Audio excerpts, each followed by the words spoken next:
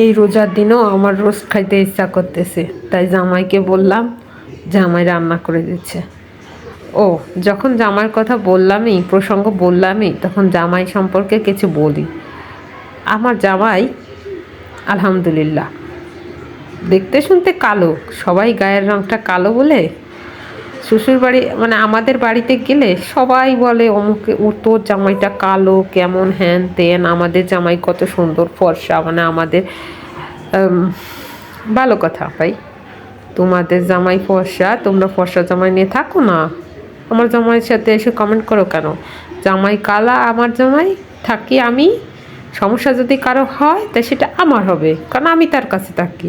আমার তো সমস্যা হচ্ছে না। আমার দিন ভরে এইভাবে বলে বলে আমার কান নষ্ট করার চেষ্টা করছো কেন? আর যাই হোক, এই যে আমার জামাই এই রোজা থাইকে ডিউটি কইরে 2টা পর্যন্ত আসার সময় এই মুরগিটা নিয়ে আসছে, আবার এনে নিজের হাতে বানাই টানাইয়া সেটাকে রান্না করে দিচ্ছে আমাকে। কয়জনের জামাই এরকম রোজা থাইকে এরকম আবার বউরে খুশি করার জন্য নিজের হাতে রান্না টান্না করে খাওয়ায়? আসল কথা হচ্ছে কেন কি, আমার জামাইটা কালো হলেও মনের দিক থেকে ভালোই আছে। আমার আমার ভালোবেসে আমার জন্য কিছু করতেও পারে সে। আর অনেকে বলবে হ্যাঁ আমাদের জামাইয়ের টাকা আছে, আমাদেরকে তো কাজের লোক রেখে দিচ্ছে, আমাদের রান্না করে দেওয়া লাগে না।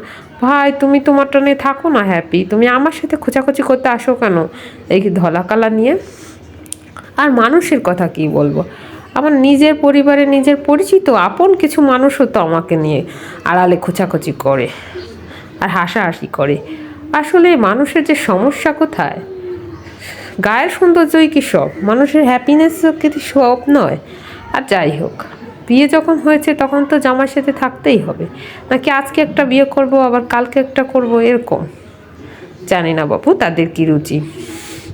জামাই রোস্টটা খুব ভালো করে রান্না করলো, আর আজকে কিছু বলে ফেললাম কথা, আসলে না বলার দরকার ছিল। মানুষের এই ধরনের খোঁজাখুঁজি করা আর ভালো লাগে না। আমি যদি হ্যাপি থাকি তাতে তোমাদের এত খোঁচাখুচি কেন হবে? খোঁচাখুচি করো না। তা পুরো রোস্টটা এভাবে রান্না করে দিল। রোস্ট আমি কখনো আগে রান্না করিনি, সেই জন্যই জামাই রান্না করে দিয়েছে।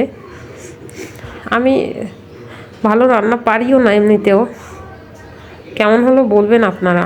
আর বড় ভিডিও দেওয়ার দরকার, তাই অনেক দিন পর আপনাদের সামনে আজকে একটা বড় ভিডিও নিয়ে হাজির হলাম, আর জামাইয়ের কাহিনিটাও বললাম। যার যার সংসার শেষে বুঝবে, যার যার স্বামীর গায়ের রং শেষে বুঝবে। ভাই অন্যরা আপনারা এত খোঁচাখুচি করেন না, মানুষকে সামাজিকতার সাথে সুস্থভাবে